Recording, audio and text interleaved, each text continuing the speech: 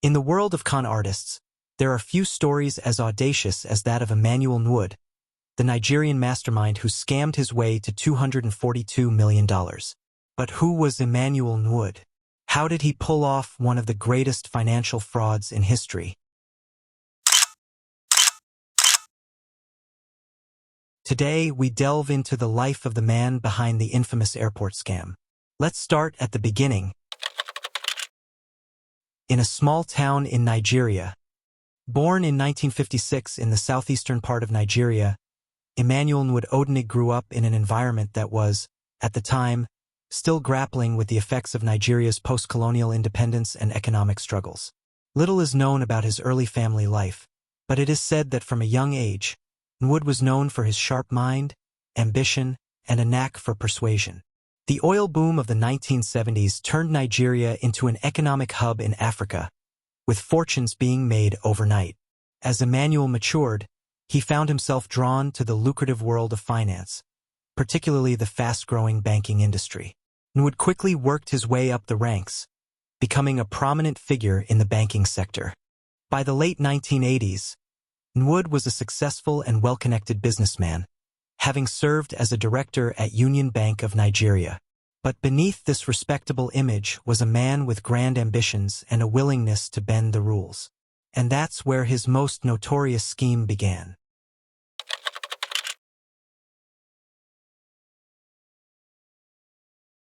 In the mid-1990s, Nwude embarked on an elaborate fraud that would become one of the largest financial scams in history. At the center of the scam was a fictitious project, an international airport in Nigeria.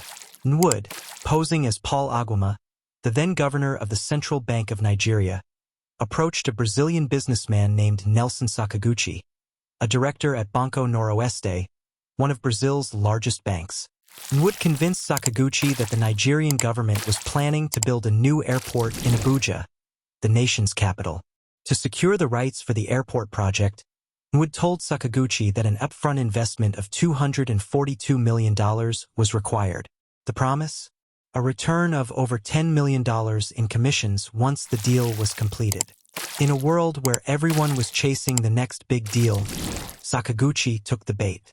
Between 1995 and 1998, Banco Noroeste transferred over $242 million to Nwude and his accomplices in several installments, believing they were making a legitimate investment. Nwude's newfound wealth allowed him to live a life of luxury. He bought extravagant properties, threw lavish parties, and gained influence in high society. But as with all things too good to be true, the scam couldn't last forever.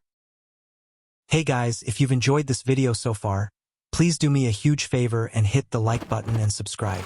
These videos takes quite long time to make, so if you could really help me out, I'll love you forever. Thank you all for your support. Now let's get back to this crazy story. The scam unraveled in 1997 when Banco Noroeste was being sold to a Spanish bank, Banco Santander. As part of the due diligence process, auditors discovered a huge hole in Banco Noroeste's accounts, the $242 million that had been paid to Emmanuel Nwude. The sale was halted, and alarm bells went off. Brazilian authorities, working with Interpol and Nigerian law enforcement, began investigating the mysterious payments. By 2002, Emmanuel Nwude, along with his accomplices, were arrested and charged with various counts of fraud. But how had they gotten away with it for so long? It turned out that Nwude had orchestrated a highly sophisticated scam involving not just himself but a network of co-conspirators, including Emmanuel Nwude and Zerbia Koli, who helped him carry out the fraud. The group used fake documents, forged signatures, and Nwude's ability to charm and convince people in high places. After years of legal battles, in 2005, Emmanuel Nwude was sentenced to 25 years in prison by a Lagos High Court. He was also ordered to return $167 million of the stolen money to Banco Noroeste. His accomplices received varying prison sentences, and it marked the first major conviction by Nigeria's Economic and Financial Crimes Commission, EFCC. The case became a landmark in Nigeria's fight against financial crime and highlighted the challenges the country faced in curbing corruption and fraud. While in prison, Nwude's empire crumbled, and his assets were seized to repay some of the stolen funds. In 2006, Nwude attempted to negotiate his release, claiming he had repaid a substantial portion of the stolen funds. However, his release did not come until 2008, after serving a fraction of his 25-year sentence. Nwude returned to Anambra State, where he resumed his life quietly, but controversy followed him once again. In 2016, Nwude was arrested again, this time in connection with a violent land dispute that resulted in the deaths of several people. His involvement in this incident only added to the mystique of a man whose life was defined by deception and audacity.